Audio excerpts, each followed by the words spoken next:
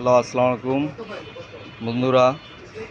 আমরা একটি মালয়েশিয়ার কারখানায় অবস্থিত আছি।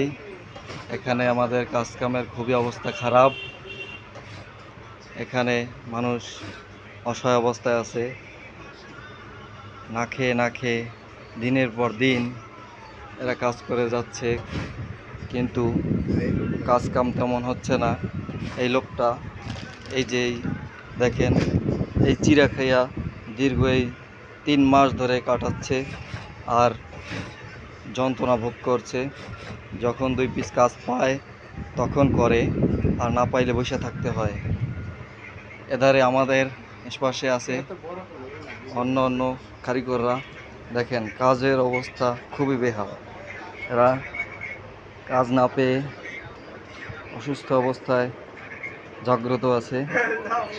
তারা অসহায়ের মতো দিন কাটাচ্ছে, অসুস্থ হয়ে যাচ্ছে দিনে দিনে। অবস্থা খুবই খারাপ। তার দেশের বাড়ি যাওয়ার জন্য অনেক চেষ্টা করতেছে।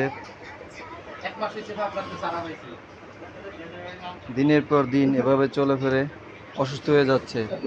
দয়া করে বাংলাদেশি ভাই ও বন্ধুরা, আপনারা আমাদের এই ভিডিওটা শেয়ার করে